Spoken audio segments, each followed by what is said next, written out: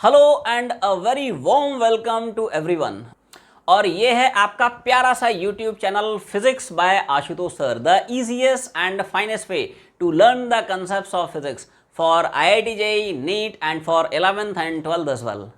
And this is heat and thermodynamics for JEE Advanced. Pen and paper निकाल लें, notes बनाना धुआंधार शुरू करें। So let's quickly get started. Growth of ice on ponds, जिस पर बेस जेई में कई बार सवाल पूछे जा चुके हैं। जेई मतलब जेई एडवांस में। जैसे क्या होता है, ऐसे जो प्लेसेस हैं, ऐसे जो सिटीज़ हैं जहाँ पे टेम्परेचर काफ़ी कम जाता है, जैसे यूरोपियन कंट्रीज़ हैं, या अगर इंडिया की बात करें तो थोड़ा सा नॉर्थ में चला जाए, जैसे लेह लद्दाख है, टेम्परेचर काफ़ी फॉल करता है। और ऊपर बढ़ जा, सियाचिन में चला जा, तो वहाँ पे टेम्परेचर -20 जाता है, -30 डिग्री सेल्सियस जाता है, कई बार तो -40 डिग्री सेल्सियस तक जाता है। तो वहाँ पे जो लेक्स हैं, है कि नहीं, वहाँ पे ना आइस का लेयर धीरे धीरे धीरे धीरे फॉर्म करना शुरू कर देता है। और जैसे जैसे समय बढ़ता है, वो जो आइस का लेयर होता है वो टॉप टू बॉटम धीरे धीरे धीरे धीरे बिल्डअप होता है। ऐसा नहीं नीचे से चालू होता है, ऊपर से ही बनना शुरू होता है। भाई फंडा क्या है? फंडा तो यही है ना भाई, ये तो देख कि ये मान लो तालाब है, पॉन्ड है, लेक है, वडेवर, ठीक है। अब यार वाटर है, इसका तो टेम्परेचर 0 है, लेकिन बाहर जो सराउंडिंग चला गया है ये सब माइनस पे चला गया है, -10, -20, -30, -40, ऐसा है।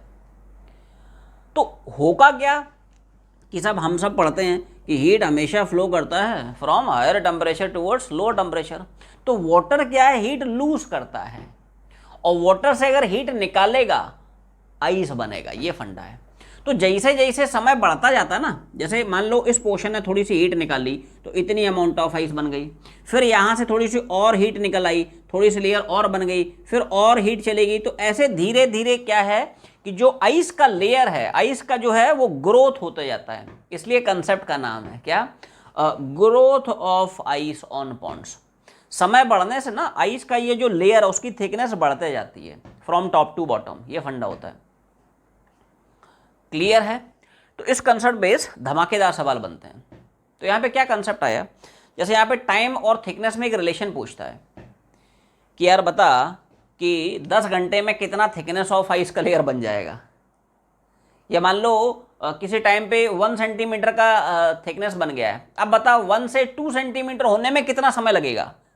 तो एक रिलेशन तुम्हें निकालना पड़ेगा in between time and thickness of layer of ice, right. तो इसी कंसेप्ट को यहाँ पे हम लोग डिटेल में डिस्कस करने वाले हैं। तो देखो, जैसे मान लेते हैं साहब ये तुम्हारा कोई लेक है या पॉन्ड है, ठीक, राइट। और ऑफ कोर्स वाटर है तो ये 0 पे होगा, और बाहर जो एटमॉस्फेयर है, जो सराउंडिंग है, वो डेफिनेटली माइनस में चल रहा है। तो मैं सब जनरल टाइम पे एक डील कर लेता हूँ। क्या बोला कि लेट्स से जनरल टाइम में, this is a situation, let's say general time में why thickness of layer of ice is formed. क्या बोला, वाई थिकनेस की लेयर बन चुकी है एट एनी जनरल टाइम। देखो यहाँ पे स्मॉल टी टाइम का है और कैपिटल टी जो है टेम्परेचर का है। टर्मोलॉजी थोड़ा ध्यान रखें, ठीक है। अब मान ले थोड़ा सा समय आगे बढ़ा, क्या बोला, समय थोड़ा सा लेट्स से dt टाइम आगे बढ़ा। dt टाइम में यहाँ से यहाँ मान ले कुछ dq अमाउंट ऑफ हीट भाग गई। वाटर है ना रे, वाटर हीट लूज करेगा तभी तो आइस बन रही है, ये फंडा है। तो मान ले वाटर ने dq अमाउंट ऑफ हीट छोड़ दी। तो देख फंडा क्या होता है, अगर आप आइस को हीट देंगे तो यार वाटर बनेगा।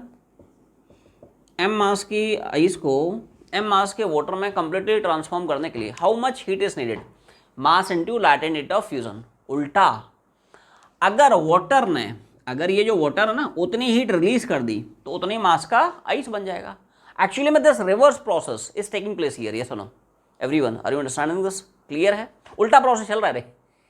आइस से पानी बनाना तो हीट देना पड़ेगा, और पानी वही हीट रिलीज कर देता है, आइस बन जाएगा। अब देखो ध्यान से, तो मैंने मान लिया साहब वाटर ने यहां से यहां तक dq अमाउंट ऑफ हीट मान लो dt टाइम में छोड़ दी, ठीक। अब हीट छोड़ दी तो उसकी वजह से मान ले एक स्मॉल टाइम dt में एक स्मॉल थिकनेस मान ले dy का आइस का फर्दर फॉर्म हो जाता है। क्या बोला, y था छोटे से टाइम dt में छोटा सा हीट dq यहाँ से भागा, जिसकी वजह से एक small thickness of layer of ice मान ले dy thickness is further formed. बस हमें काम करना है इसी dy थिकनेस पे, ठीक है। तो देखो कैसे काम करते हैं, ठीक। अब सब लोग ध्यान दें, तो देख, तो अप्रोच वही है क्या, यहां से सब कितनी हीट गई और उस हीट को इक्वेट करा दें mass into latent heat of fusion से। एवरीवन सी दिस, हम लोग घुमाएंगे तो भाई यही formula, this is the formula involved here. अब देखो यहाँ पे हीट कैसे निकालेंगे, और ये सारे के सारे जो टर्म्स हैं वो कैसे, तो देखो ध्यान से, इधर देखो।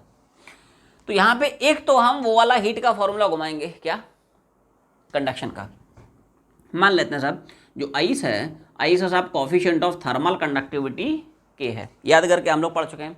जैसे मान लो कोई रॉड है, उसको दो एंड दो अलग अलग टेम्परेचर पे मेंटेन्ड है, तो what is the expression of power transferred या rate at which heat is transferred, K A delta T upon delta X, वो वाला जनरल फॉर्मूला यहाँ पे काम करेगा। इधर देख, पावर ट्रांसफर्ड या rate at which heat is transferred, पहले समझो है ना, बाद में छापे, और बराबर ये सब होता है के ए डेल्टा टी अपॉन, ठीक है। स्टडी सेट में ये तो फॉर्मूला पड़ता है, लॉ जिसको बोलते हैं हीट कंडक्शन। कैसे घुमाते हैं, थोड़ा ध्यान दो। देखो मैं डिफरेंशियल फॉर्म में इसको यूज कर रहा हूँ, इसको डिफरेंशियल फॉर्म में, ठीक है। पहले समझाया ना, बाद में छापे। बहुत ध्यान से, गड़बड़ नहीं रे, गड़बड़ नहीं। पहले बता, इक्वेशन तुम लोगों को चमकी, कैसे लिख रहा हूँ। देखो इस इक्वेशन को मैंने इस thickness of layer of ice के लिए घुमाया है। देखो कैसे घुमाया, मैंने मान लिया सब कितनी हीट गई dq, कितने समय में गई dt, तो कितनी पावर गई, रेट ऑफ हीट ट्रांसफर, कि इतने टाइम में और इतनी हीट चली गई, तो कितनी पावर गई, ठीक है। अब देखो, अब फॉर्मूला क्या है, के ए डेल्टा डी बाय, देखो के क्या है, जिस मटेरियल से हीट का जा रहा है उस मटेरियल का कोफिशिएंट ऑफ थर्मल कंडक्टिविटी, तो आइस से जा रहा है तो आइस का आएगा सब कोफिशिएंट ऑफ थर्मल कंडक्टिविटी। ए क्या है, देखो इसमें ध्यान रखें, जैसे तुम लोगों को याद आ रहा हो, रॉड के अगर कंटेक्स्ट में बात करें, ठीक है, तो ए हम कौन सा लेते हैं, वो एरिया पकड़ते हैं to which the heat is flowing normally. तो यहाँ पे ध्यान से देखें, क्या हीट ऐसे ही तो जा रहा रे, खचाखच एरिया खचाक, ये सुनो, वो एरिया पकड़ते हैं to which the heat is flowing normally perpendicularly. तो ध्यान से देख, यही तो एरिया रे, इसी एरिया के normal direction the heat is flowing, clear है। तो ठीक है भाई, मैंने मान लिया साहब पॉन्ड का जो सरफेस एरिया है वो लेट्स से ए है, ठीक है भाई। एरिया साहब ए पकड़ लेते हैं, बहुत बढ़िया, बहुत सुंदर, वाह वाह। तो के ए, अब देखो डेल्टा टी होगा जिन दो पॉइंट के बीच में हीट जा रहा है, उन दो पॉइंट का टेम्परेचर डिफरेंस। तो यहाँ पे तो यार सराउंडिंग है -T पे, ठीक है, और यहाँ पे तो वाटर है, मतलब पहले तो वाटर ही था ना रे, वो तो बाद में बना आइस जब उसने हीट लूज की, पहले तो यहाँ पे वाटर ही था, जब उसने dt टाइम में इतनी हीट निकाल दी तब बना ना आइस। तो यहाँ तो वाटर ही है 0 डिग्री सेल्सियस पे, और यहाँ पे कितना -T, तो इन दोनों एंड का टेम्परेचर डिफरेंस, तो 0 माइनस, मतलब हायर माइनस लोअर कर रहा हूँ, 0 हायर है रे, अरे नेगेटिव से बड़ा ही होता है ना 0, तो 0 माइनस, और इसका कितना है -T, और डिवाइड बाई, अब देखो डेल्टा एक्स क्या होता है, देखो जिन दो पॉइंट का टेम्परेचर डिफरेंस, उन्हीं दो पॉइंट के बीच का सेपरेशन, ये फंडा होता है। तो इन दो पॉइंट के बीच का टेम्परेचर डिफरेंस, इन्हीं दो पॉइंट के बीच का डिस्टेंस, ध्यान से देख, क्या इन दो पॉइंट के बीच का डिस्टेंस आपको thickness of layer of ice दिख रहा है, विच इज वाई, हाँ ये फंडा है। देखो डेल्टा एक्स आप ऐसे मान के चले हैं, ये है डेल्टा टी और यही है सब डेल्टा एक्स।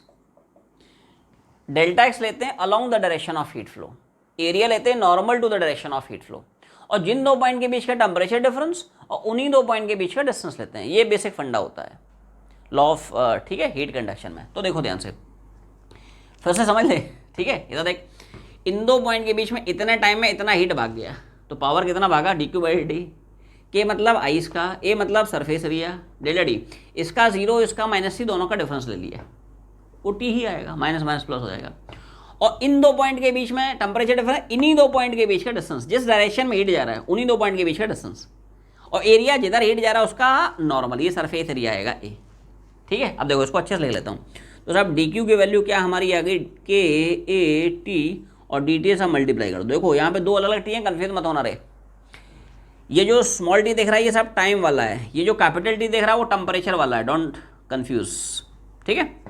तो साहब के ए इधर से टी आ गया और dt से मल्टीप्लाई कर दिया भाई। अब सोचो ये जो हीट निकली है, क्या ये एक्चुअली में निकली है in the form of mass into latent heat of fusion. ये सुनो, इस हीट की वैल्यू मैं डाल रहा हूँ, थोड़ा समझे समझे समझे, कैसे कैसे हीट की। देखो भाई एक बार बताओ, आप आइस को इतनी हीट दोगे तभी तो वाटर बनेगा, और जब वाटर इतनी हीट छोड़ेगा तभी तो आइस बनाएगा। वाटर ने इतनी अमाउंट ऑफ हीट छोड़ी, तो ये जो हीट है यही क्या कराएगी, mass into latent heat of fusion, इतना मास ऑफ आइस बना देगी।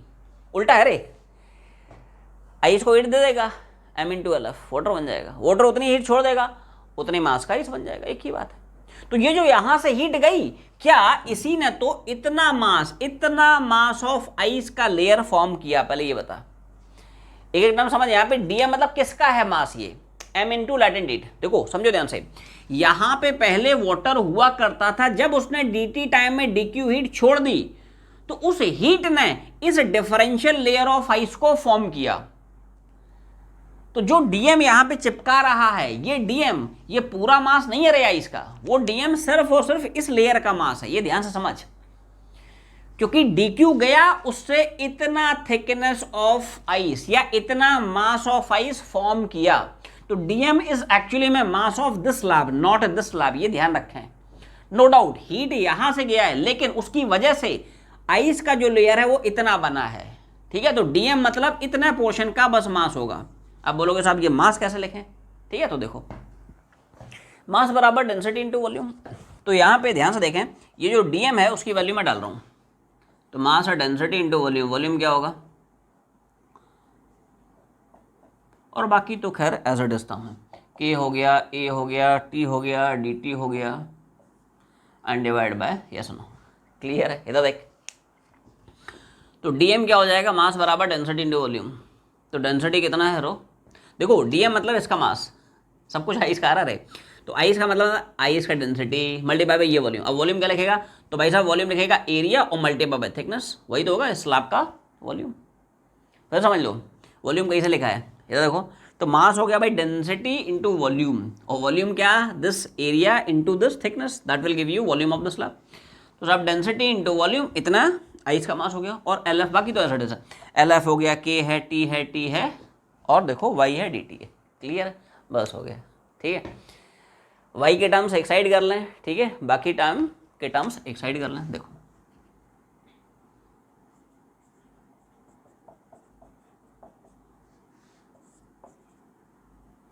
वैसे ए तुम लोग चाहो तो यहाँ से निपटा सकते हो, A will not come in the picture, ठीक है साहब। तो साहब यहाँ से हो गया y इंटू डी वाई, और इधर चला जाएगा बोलो k इंटू टी और रो इंटू एल एफ, और देखो भाई यहाँ तक क्लियर, टर्म्स थोड़ा सा अल्टी बल्टी मार लिया है, y का टर्म एक साइड, t का टर्म देखो, y को इधर चिपका दिया तो y into d y as it is, बाकी सब इधर चिपका दिया, तो k इंटू टी और नीचे हो गया रो इंटू एल एफ और बाकी डी टी। अब दोनों साइड इंटीग्रेट करेंगे, हाँ यहाँ से जनरल टाइम पे कितना thickness of layer of ice form करेगा वो निकलेगा। देख अब देख, limit limit limit limit limit limit, कोई शंका नहीं। देखो भाई साहब t बराबर 0 पे मैंने माना था कि आइस का जो ग्रोथ है वो शुरू हुआ है, तो t बराबर 0 पे साहब कोई भी आइस फॉर्म नहीं किया। मान लेते हैं t समय में, मान ले t समय में let's say y thickness of layer of ice is formed, clear है, 0 पे 0 है, जनरल टाइम पे मान ले y thickness of layer of ice is formed, clear, simple integration है। तो सब y का हो जाएगा y स्क्वायर बाई 2 और लिमिट लिमिट देखो, और ऐसे ही RHS समझ है, कुछ नहीं है, 1 मान ले, 1 का t के रेस्पेक्ट में t, और देखो तो y स्क्वायर माइनस 0 स्क्वायर, अपर माइनस लोअर लिमिट घुमा दिए, अपर माइनस लोअर चिपका दिए, हाँ ना बोलते रहो भाई, ये सुनो, तो y स्क्वायर 0 स्क्वायर 2 के टी, ये सब ऐसा है, t की जगह t, t की जगह 0, अपर माइनस लोअर लिमिट, तो y स्क्वायर बाई 2 आ जाएगा के टी टी, ठीक है, ऐसा है, या y स्क्वायर की वैल्यू 2 इधर चिपका दे, ट्वाइस के T upon rho into L F into T. ध्यान से देखो ये जो फैक्टर है ये एक्चुअली में कांस्टेंट है, के आइस का coefficient of thermal conductivity constant ही है आइस के लिए, टी क्या है सराउंडिंग टेम्परेचर, असली में सराउंडिंग टेम्परेचर माइनस टी होता है, वो सिर्फ उसका मैग्नीट्यूड है, जैसे मान लो -10 डिग्री सेल्सियस है तो टी की वैल्यू 10 है, ये फंडा है। रो क्या है, तो रो साहब आइस का डेंसिटी है, एल एफ क्या है आइस का लैटेंट रेट ऑफ फ्यूजन है, मतलब ये जो फैक्टर है वो तो यार कांस्टेंट ही है, ये सुनो, तो क्या मैं बोल सकता हूं यहां पे y square is directly proportional to t। This is the expression you guys need to remember. ये अपने को दोस्त ध्यान रखना है। सारे के सारे धुआंधार सवाल बेस्ड ऑन दिस कंसेप्ट इस एक लाइन में एक झटके से उड़ जाएंगे। ये मैंने क्यों बोला यहाँ पे ये जो पैरामीटर आपको देख रहा है ना, ये सब कांस्टेंट है। क्या बोला? k हो गया, सब t हो गया, रो हो गया, ये सारे पैरामीटर्स क्या हैं? बोलो, all these terms are constant. Ice का कोफिशिएंट ऑफ कंडक्टिविटी कांस्टेंट है, आइस का डेंसिटी कांस्टेंट है, आइस का लैटेंट ऑफ फ्यूजन कांस्टेंट है, एटमॉस्फेयर टेम्परेचर, सराउंडिंग टेम्परेचर भी कांस्टेंट है। इसलिए मैंने बोला, क्या बोला? Square of thickness of layer of ice, square of thickness, y क्या है? Y is thickness of layer of ice, it is directly proportional to t. क्या बोला? या इसको बोल सकते हो साहब y direct proportional to root t. क्या बोला? y is directly proportional to root t. ये तो ऐसे बोल सकते हो कि time taken to form y thickness of layer of ice, it is directly proportional to square of thickness of layer of ice. क्या बोला? आइस की y थिकनेस को बनने में जो समय लगेगा वो थिकनेस के स्क्वायर के, थिकनेस के नहीं, थिकनेस के स्क्वायर के डायरेक्ट प्रोपोर्शन होगा। ये याद रखना है, राइट? तो जीरो से किसी भी y थिकनेस तक बनने के लिए जो समय लगेगा वो डायरेक्टली उस थिकनेस के स्क्वायर के, थिकनेस नहीं, थिकनेस के स्क्वायर के प्रोपोर्शनल होगा। पहले इतना छापना है, मैं टर्म्स लिखा देता हूँ। डिफरेंट टर्म्स यहाँ पे क्या क्या डिनोट कर रहे हैं। What is k, what is rho, what is t, what is small t। Note on the terms छाप लें। k is coefficient of thermal conductivity of ice, rho density of ice, LF latent heat of fusion of ice, capital T surrounding temperature. असलियत में लिखना चाहिए -t, है कि नहीं? t सिर्फ मैग्नीट्यूड है, तुम लोग -t के फॉर्म में लिख लो। Minus capital T is surrounding temperature, small t लिख लें। Small t is time taken to form y thickness of layer of ice. और बस आखिरी में एक लाइन का कंक्लूजन लिख ले। Hence time taken to form y thickness of ice is directly proportional to square of thickness of ice. So प्यारे बच्चों, इसी कंसेप्ट पर एक धमाकेदार सवाल पूछा गया इन जे एडवांस का PYQ है क्वेश्चन नंबर 11। सब लोग जे एडवांस की वर्कशीट में क्वेश्चन नंबर 11 देखें। इसी growth of ice on ponds का एक बहुत सिंपल सा आसान सा एप्लीकेशन है। क्योंकि अब फंडा तो मैं क्लियर हो गया, तो अब सवाल बन जाएगा। देख क्या सवाल पूछा था उसने। Ice starts forming in the lake with water at 0 degree Celsius atmosphere temperature. ठीक है, अब देख डेटा पढ़ना। Time taken for the first 1 centimetre layer of ice, it is 7 hour. क्या बोला उसने? Time taken for the first 1 centimetre of ice, it is 7 hour. मतलब पहला जो 1 सेंटीमीटर बन रहा है वो 7 घंटे में बन रहा है। ये मतलब find out time for the thickness of ice to change from 1 centimetre to 10 centimetre. Wait, क्या बोला? ध्यान सुनना लैंग्वेज। उसने बोला साहब y बराबर 0 से y बराबर 1 सेंटीमीटर लेयर ऑफ आइस, इसको फॉर्म करने में, ध्यान सुनना, क्या बोला? y बराबर 0 से y बराबर 1 सेंटीमीटर, टाइम मान लो 7 घंटे लग गए उसको। ठीक है भाई। अब उसने पूछा time taken to change from 1 to 2, first class. Wait कि साहब y बराबर 1 से y बराबर 2, इसमें उसको यार कितना समय लगेगा? देखो, हम लोग जो कंसेप्ट पढ़े हैं उसमें थोड़ा ध्यान देना कि यार y बराबर 0 से y बराबर y तक जो टाइम लगता है वो टाइम एक्चुअली में किसके प्रोपोर्शनल होता है? It is a direct proportional to y square. एक ही बात है, y square directly proportional to t, ये t proportional to y square. लेकिन इसमें ध्यान रखें ये टाइम कौन सा है? ये हमेशा 0 से रीड होता है, आप कहीं और से रीड नहीं कर सकते हैं। This is the point you guys need to remember. ये अपने को समझना है। जो आप ये लंबा चौड़ा डेरिवेशन किए हैं उसमें t और y क्या हैं? ये वो टाइम है जब आइस y बराबर 0 से y बराबर y गया है। 0 से y तक का लेयर फॉर्म करने का टाइम है, कोई y1 से y2 का नहीं है, ये ध्यान रखना। क्लियर? क्योंकि हमने याद करो लिमिट जो चिपकाई थी y और t में, 0 पे 0 और फिर t पे y, ये फंडा है नहीं? तो ये थोड़ा ध्यान रखना है, 0 से y जाने का समय है t, ये अप्रोच है। क्लियर है? अब ध्यान से देखेगा, देख तो सुनना मेरी बात, यहाँ पे यार हमारी अप्रोच ही होगी, जैसे मान ले यार ये y0 है, y1 है और इसको मान लेते हैं y2 है, ठीक है भाई। तो यार हम क्या करेंगे, 0 से 1 तक का तो पता ही है, रेशियो से 0 से 2 तक का और निकाल लेंगे and take out the difference, that will give you the required time. Idea समझ, अप्रोच क्या है, 0 से y पता है, मतलब 0 से 1, 0 से 2 और निकाल ले, डिफरेंस ले ले, तो 1 से 2 तक का टाइम निकल आएगा। मैंने मान लिया साहब कि 0 से y1 तक का t1 है, ध्यान सुनना मेरी बात, और साहब 0 से ही 2 तक का t2 है, ठीक है, और दोनों का डिफरेंस ले लेना, ठीक है। देखो y बराबर 0 से लेट्स से y बराबर 2, इसका साहब मैंने मान लिया t2 है, तो क्या मैं डायरेक्टली बोलूँगा यार t2 बाई t1 बराबर y2 बाई y1 का स्क्वायर, हाँ ना बोलते रहो भाई, t directly proportional to y square से।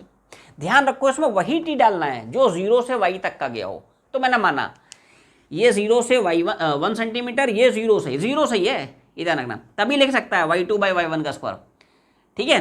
तो देखो t1 कहाँ से कहाँ तक का है बोलो, 0 से 1, तो y1 की वैल्यू 1 छाप दे, ये सुनो। t2 कहाँ से कहाँ तक का, 0 से 2, तो y2 मतलब 2 छाप दे, ये फंडा है। हाँ अब याद कर यार, 0 से 1 तक का जो t1 है वो तो हमें पता है, तो 0 से 2 तक का जो t2 है वो निकल आएगा, ये फंडा है। तो t2 अपॉन t1, 0 से 1 तक का कितना है, 7 बराबर कितना, हाँ, बट ध्यान रखें this is not our final answer. ये क्या है दोस्त, देखो ध्यान रखें, ये t1 किस में रखा, r में, तो t2 भी किस में आएगा, r में। तुमने अभी निकाला t2 मतलब कौन सा टाइम है, 0 से 2 तक का, ये थोड़ी पूछ रहा है रे, तुम्हें 1 से 2 तक का पूछ रहा है, तो 1 से 2 तक का जो टाइम होगा वो 0 से 2 माइनस 0 से 1, ऐसे लिख रहा हूँ। तो देख टाइम टेकन फ्रॉम y बराबर 1 से y बराबर 2 can be written as time taken from y बराबर 0 से y बराबर 2 और सब माइनस टाइम फ्रॉम y बराबर 0 से y बराबर, ये सुनो क्लियर है भाई, 1 से 2 तक का टाइम यही तो होगा, 0 से 2 का माइनस 0 से 1 का।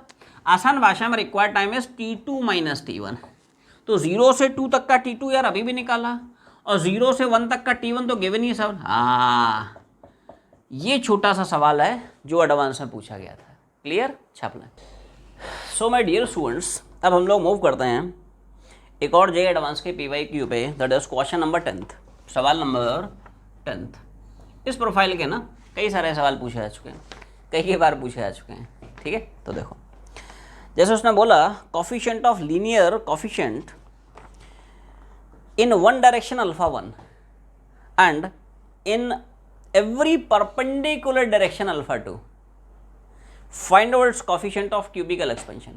coefficient of cubical expansion मतलब coefficient of volume expansion, 2 line का सवाल है। देख एक्चुअली इस प्रोफाइल की जो प्रॉब्लम्स हैं उनको डील करने का मेथड ही होता है, जैसे मान ले क्यूब है, ठीक है, तो क्यूब में सब 3 ये परपेंडिकुलर डायरेक्शन है, x हो गया, y हो गया, z हो गया, ठीक। अब मान लो out of this 3 perpendicular direction, एक डायरेक्शन में सब coefficient of linear expansion alpha 1 है, और इसके साथ दोनों परपेंडिकुलर डायरेक्शन मतलब y डायरेक्शन z डायरेक्शन में कोफिशिएंट ऑफ लीनियर एक्सपेंशन सब अल्फा 2, इस डायरेक्शन में भी मान लेते हैं सब अल्फा 2, और सब z डायरेक्शन इस डायरेक्शन में भी अल्फा 2। या इसी में सवाल और बेहतरीन हो जाता अगर तीनों में अलग अलग देता, x में अल्फा 1, y में अल्फा 2, z में, ठीक है। तो अप्रोच यार याद रखना है, ठीक है, रट्टा नहीं मारना है, अप्रोच क्या है वो बस समझना है अपने को, क्लियर। तो ध्यान से देख, ठीक है भाई, तो ये इनिशियल सिचुएशन है, मान ले 0 डिग्री सेल्सियस पे। अब मान ले मैंने टेम्परेचर बढ़ा दिया थोड़ा सा, इसको गर्मा गर्म कर दिया, तो मान ले नया वाला कुछ सिचुएशन ऐसी हो जाती है, क्या बोला, ठीक है भाई। तो लेट्स से इनिशियली क्यूब था यार, हर डायरेक्शन बराबर थी, हर डायरेक्शन मतलब हर साइड बराबर थी, x डायरेक्शन या y डायरेक्शन या फिर z डायरेक्शन, ठीक है, L ईच। फाइनली मैं मानता हूँ सब x डायरेक्शन की लेंथ L1 हो जाता है, और y z की पक्की बात है बराबर बराबर होगी, हाँ ना बोलते रहो भाई, ये सुनो, क्योंकि इस डायरेक्शन का अल्फा डिफरेंट है, इसकी लेंथ डिफरेंट होगी, इन दोनों का अल्फा बराबर है, they will expand by the same amount, L2 बराबर L1 1 plus alpha delta T से, क्लियर है। अल्फा चेंज करेगा तो फाइनल लेंथ चेंज करेगा, अल्फा सेम हो जाएगा, फाइनल लेंथ सेम हो जाएगा, ठीक है। तो अप्रोच साहब ये है, इसका साहब इनिशियल वॉल्यूम निकालना है, इसका फाइनल वॉल्यूम निकालना है, और वॉल्यूम एक्सपेंशन वाला फॉर्मूला घुमा दें, V2 बराबर V1। तो देखो अप्रोच समझ, आइडिया क्या है देख, ठीक है भाई, V2 बराबर V1 1 plus gamma delta T. हाँ, ये है वो गामा जो अपने को ढूंढना है, निकालना है। गामा क्या है? कोफिशिएंट ऑफ क्यूबिकल एक्सपेंशन, ठीक है। तो यही गामा अपने को पकड़ना है। तो देखो अब सवाल आया साहब, इसमें V1 कितना डालना है, V2 कितना डालना है। तो V2 क्या मैं लिखूंगा, L1 L2 स्क्वायर, V1 क्या मैं लिखूंगा, L क्यूब। ये सुनो, हाँ ना बोलते रहो भाई, क्लियर है भाई साहब। क्यूबाइड बन गया, क्यूबाइड का वॉल्यूम क्या पड़ता है, length into breadth into height, L1 into L2 into L2 मतलब L1 into L2 square. Initial volume क्या था, L क्यूब, क्यूब है ना, 1 प्लस गामा डेल्टा टी, यही गामा निकालना है, this the gamma which we are looking for, ठीक है। अब देखो तो ठीक है भाई, फर्स्ट इक्वेशन मान लिया। अब सवाल है L1 L2 निकालने कैसे, उसके लिए you have to think in terms of coefficient of linear expansion. देखो एक्स एक्सेस में क्या according to coefficient of linear expansion में ये लिखूंगा, और सब वाई और जेड डायरेक्शन में दोनों के लिए कॉमनली क्या मैं ये लिखूंगा, हाँ ना बोलते रहो भाई। लीनियर एक्सपेंशन यही तो पढ़ता रहे, L2 बराबर L1 1 plus alpha delta T. अब देखो एक्स डायरेक्शन में अगर घुमाएगा तो एक्स डायरेक्शन में मेरा फाइनल लेंथ क्या है, तो L1। एक्स डायरेक्शन में इनिशियल, तो इनिशियल तो हर डायरेक्शन में सेम था L, तो इनिशियल मतलब L1 प्लस अल्फा मतलब एक्स डायरेक्शन का अल्फा विच इज अल्फा 1, और राइज इन टेम्परेचर मान लिया डेल्टा टी है, ठीक है। और वाई पिक्चर घुमा दिया वाई या जेड एक्सेस के लिए, क्योंकि दोनों में अल्फा सेम है, दोनों में you will get the same result, ठीक है। तो देखो फाइनल लेंथ कितना हो गया साहब, L2, इनिशियल कितना था L1 प्लस एस डायरेक्शन में अल्फा कितना, अल्फा 2, डेल्टा टी तो वही है, क्लियर है। और यही कहानी वाई एक्सेस में, यही कहानी जेड एक्सेस में, हो गया। L1 L2 निकाल लिया, चिपका दे, हो गया, ठीक है। तो देखो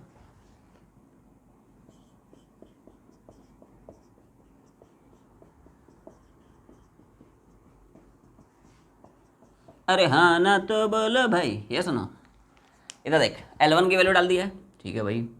अब L2 का यार स्क्वायर था, तो L2 का मैंने स्क्वायर करा दिया है, तो इसका स्क्वायर और L स्क्वायर भी तो आएगा। ये सुनो, L2 का स्क्वायर है ना, तो इसका स्क्वायर, लेकिन L स्क्वायर भी तो आ जाएगा। और ध्यान से देख, L स्क्वायर इंटू L, क्या L क्यूब निपट जाएगा, ठीक है। अब देखो सिंपल कैलकुलेशन है, लॉजिक इतना ही था भाई, लॉजिक इतना ही था, बाकी तो प्योर कैलकुलेशन। देखो जी साहब, तो यहाँ पे हमने एंट्री मारी है किसकी, बाइनोमियल अप्रोक्सीमेशन की। क्यों बाइनोमियल अप्रोक्सीमेशन को एंट्री मारने की जरूरत पड़ी, इधर देख भाई साहब, याद करो अल्फा बीटा गामा बहुत छोटे छोटे होते हैं, इसलिए हमने बाइनोमियल अप्रोक्सीमेशन की यहाँ पे एंट्री कराई। इधर देख 1 प्लस एक्स की power n, 1 plus n into x, n और एक्स को मल्टीप्लाई करके रख दिया है, क्योंकि एक्स की वैल्यू हमें पता है 1 से काफ़ी छोटी है, क्लियर है। और इधर तो सब सीधे सीधा L क्यूब उड़ गया। अब हर एक टर्म को हर एक टर्म से उड़ा दे, सिंपल कैलकुलेशन है। अब कैलकुलेशन बहुत ही आसान है, अरे हाँ ना तो बोलो भाई, ये सुनो, ठीक है, ओके। तो 1 ट्वाइस, हाँ ट्वाइस में है अल्फा 2 आएगा, 1 को इससे मल्टीप्लाई करेगा, 1 को इससे, फिर इसको 1 से मल्टीप्लाई करेगा ये आएगा, और इसको उसको मल्टीप्लाई करेगा। अब ध्यान से सोच के बताओ यार, क्या ये पैरामीटर अपना 0 हो जाएगा। देखो अल्फा 1 बहुत छोटा, अल्फा 2 इक्वली छोटा, छोटा इंटू छोटा वेरी छोटा, छोटे से भी छोटा, बहुत छोटा, सबसे छोटा, दुनिया में से छोटा कुछ नहीं, सबसे छोटा यही है। तो सिंस बहुत छोटा हो गया, इसलिए निपटा दिया। अब तुम सोचोगे साहब अल्फा 1 भी छोटा है, तो ऐसे तो सब उड़ा दे छुट्टी सब उड़ा दिए, किसी को किसी कंपेरिजन में उड़ाते हैं ना भाई। एक्चुअली में ये पैरामीटर इससे बहुत छोटा हो जाएगा, इसलिए इसको कंपेरिजन में उड़ाया। कोई अपने आप के कंपेरिजन में थोड़ी छोटा है है कि नहीं, कोई किसी दूसरे कंपेरिजन में छोटा या बड़ा होता है ना, अपने आप के रिस्पेक्ट में उड़ा दिया, ऐसे थोड़ी है। तो इसलिए इसको हटा देंगे, ठीक है। तो देखो एक्सप्रेशन आपकी इस फॉर्म में रिड्यूस हो गई, इन दोनों में से डेल्टा टी में बाहर निकाल ले रहा हूँ। अरे हाँ ना तो बोलो भाई, ये सुनो क्या किया, ये तो आउट हो गया, 1 प्लस डेल्टा टी बाहर निकाल लिया, 2 अल्फा 2, और इधर से अल्फा 1, और इधर तो ऐसा ऐसा, तो 1 ने 1 को मारा, क्लियर। तो एक्सप्रेशन साहब आपकी इस फॉर्म में रिड्यूस हो गई, किस फॉर्म में, delta T alpha 1 twice alpha 2 gamma delta T. क्या बोला, delta T alpha 1 plus 2 alpha 2 बराबर, तो यहाँ से डेल्टा टी जाएगा, हाँ दिस आंसर। ये छोटा सवाल है जो एडवांस में पूछा था, और सवाल बहुत अच्छा और हो जाएगा। जैसे मान ले इसमें तीनों डायरेक्शन में अलग अलग अल्फा, जैसे z डायरेक्शन बोलता है अल्फा 3, तो सोच के बता, क्या मैं यहाँ पे लिख लेता L1 into L2 into L3, और उस सिचुएशन में क्या L3 को उसी तरह से लिख लेता, L3 बराबर L into 1 plus alpha 3 into delta T, और L3 की वैल्यू फिर चिपका देता, और फिर सबको सबसे मल्टीप्लाई कर रहता है, और जो जो प्रोडक्ट वाले टर्म्स होते हैं उनको नेगलेक्ट कर रहता है, और वहाँ से गामा की वैल्यू कितनी निकल आती है।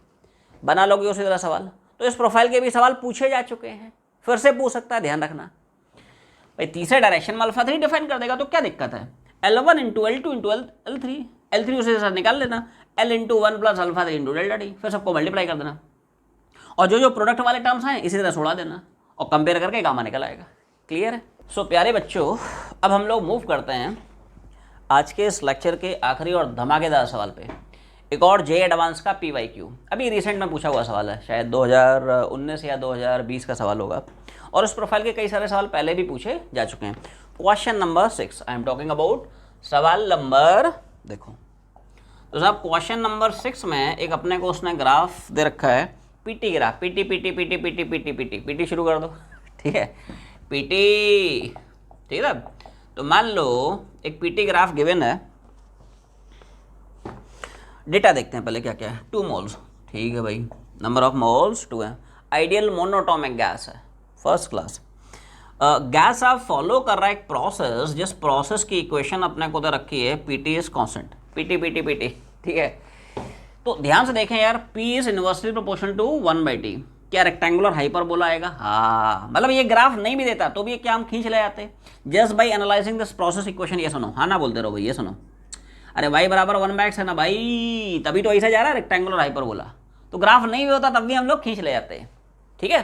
तो थोड़ा सा दिमाग खुला रखना है कि नहीं? आँख खोल के, दिमाग खोल के, सब खोल के एक्चुअली पढ़ना है सवाल, है कि नहीं? तो देख ऐसा है, अच्छा इनिशियल स्टेट उसने दे रखा है, क्या बोला कि साहब इनिशियल स्टेट है P0 V0, ठीक है भाई, और यहाँ से फाइनल स्टेट के पता नहीं है ना, क्या पैरामीटर्स हैं, क्या स्टेट वेरिएबल्स हैं। एक उसने डेटा दिया हुआ है कि साहब pressure becomes half of initial pressure, मतलब ये जो फाइनल स्टेट है यहाँ पे साहब प्रेशर पता है, वॉल्यूम पता नहीं है, तो वॉल्यूम पता कर लेंगे, कोई मुश्किल काम नहीं है। क्या पूछा उसने? पूछा कि चेंज इन इंटरनल, बड़ा आसान सवाल है, बता गैस की इस प्रोसेस में चेंज इन इंटरनल कितनी होगी, एवरीवन सी दिस। तो जल्दी बता, चेंज इन इंटरनल क्या पढ़ते हो? बिल्कुल सिस्टमेटिक वे में जाना है, ठीक है, कोई हैप्पीसेट अप्रोच नहीं, ठीक है, your approach must be very very very systematic, everyone see this. तो NAR पता है, ठीक, CV होता है R/γ-1, गैस की एटॉमिसिटी पता है, ठीक है। तो गाड़ी यार अपनी अटकती है डेल्टा टी, तो पहले इसी पे हम अटैक करेंगे, ठीक है, डेल्टा टी और निकला है तो यार पर्पस सॉल्व हो जाएगा। अब डेल्टा टी कैसे निकालेगा? तो देखो ध्यान से, इनिशियल प्रेशर पता, इनिशियल वॉल्यूम पता, नंबर ऑफ मोल्स पता, तो इनिशियल टेम्परेचर नहीं निकाल लेगा।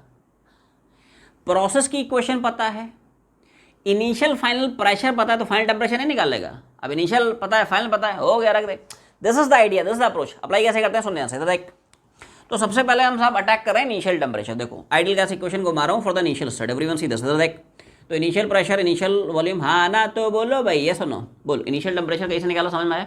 Initial pressure, initial volume, number of moles, ठीक है, इनिशियल टेम्परेचर मान लिया, तो साहब T0 आ गया, ये है गैस की साहब इनिशियल टेम्परेचर।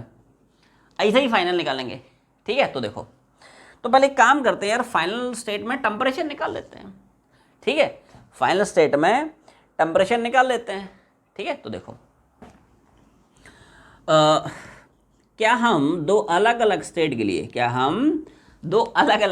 लिए, ठीक है, ऐसे घुमा सकते हैं। प्रोसेस की इक्वेशन पता है, तो साहब P1 T1 बराबर, अब देखो वैल्यू डाल रहा हूँ, इनिशियल प्रेशर, इनिशियल टेम्परेचर, ऐसे आएगा फाइनल टेम्परेचर, ठीक है। इनिशियल प्रेशर पता है, इनिशियल टेम्परेचर निकाल लिया, देखो फाइनल प्रेशर दे रखा है तो फाइनल टेम्परेचर निकल आएगा। बिल्कुल सिस्टमेटिक वे में जाना है, हैबिट नहीं, ठीक है, बिल्कुल सिस्टमेटिक, कन्फ्यूजन कोई चांस नहीं, ठीक है, जीवन में कन्फ्यूजन नहीं पालना है, ठीक है। इधर देख, तो जल्दी बोल, इनिशियल प्रेशर, हाँ ना बोलते रहो भाई, इनिशियल टेम्परेचर, तो यार निकाल लिया, जो निकाला वो चिपका दो, क्या दिक्कत है? क्योंकि तुम्हें ना आंसर उसी टर्म में पूछ रहा है, तुम आंसर देखो, मतलब ठीक है, ऑब्जेक्टिव क्वेश्चन था, ठीक है, उसको सब्जेक्टिव में ट्रांसफॉर्म कर दिया। आंसर जो है या ऑप्शंस जो हैं वो उसने P0 और V0 के ही फॉर्म में दे रखे हैं, सवाल पढ़, ठीक है, इसलिए तुम्हें सारी एक्सरसाइज उसी P0 और V0 के ही टर्म्स में करनी पड़ेगी। देखो तो P1 हो गया और सब T1, ठीक है, P0 V0 2R बराबर, जल्दी बोल, फाइनल प्रेशर कितना डालेंगे, तो साहब फाइनल प्रेशर है P0/2, और फाइनल टेम्परेचर कितना है, तो यार वही तो निकालना है, ठीक है भाई। तो P0 ने P0 को मारा, 2 ने 2 को बहुत मारा, तो साहब फाइनली टेम्परेचर क्या हमने निकाल लिया, हाँ। अब सारी वैल्यू तुम्हारे सामने आप चिपका दे, क्लियर है जी सर। तो अब इसमें वैल्यू डाल दे रहा हूँ, क्या बोला इधर देख, तो n इंटू सी बी, सी मतलब आर अपॉन गामा में सन, वो याद रखना है, C V R upon gamma में सन, C P gamma R upon gamma में सन, और डेल्टा टी सब change in temperature final minus initial. अब देखो सारी वैल्यू चिपका रहा हूँ, बोल n कितना हो गया, ठीक है भाई, एंड डिवाइड बाई गामा कितना है, तो गैस का एटॉमिसिटी अपने हो गए ना क्या है, मोनोटॉमिक गैस, मोनोटॉमिक मतलब 5/3, डायटोमिक मतलब 7/5, पॉलीटॉमिक मतलब 4/3, ठीक है, तो वो याद रखना भाई, ठीक है, मोनोटॉमिक मतलब 5/3 साहब चिपका दिया। और बोलो तो साहब फाइनल टेम्परेचर कितना, P naught V naught by R, जल्दी बोल, इनिशियल टेम्परेचर कितना निकाल चुका था देख, P naught V naught by 2 R कितना, बस सिंप्लीफाई कर ले, तो इनिशियल हो गया, फाइनल हो गया, सब हो गया, 2 आर अपॉन ये कितना हो जाएगा, और ये कितना हो जाएगा, अरे हाँ ना, तो बोलो भाई, क्लियर है, 2r ने 2r को बहुत मारा, तो क्या finally this is the expression of change in internal energy of the gas as it moves from state A to state B. तो कौन सा ऑप्शन टिक करेंगे, correct option is option B. ये आसान सा सवाल था जो जेईई एडवांस में पूछा था, क्लियर है। सो आज की जर्नी हम लोग यहीं पे वाइंड अप करते हैं, इसको कंटिन्यू करेंगे इन द नेक्स्ट क्लास, तब तक पढ़ाई करते रहें, मेहनत करते रहें, all the very best, thank you.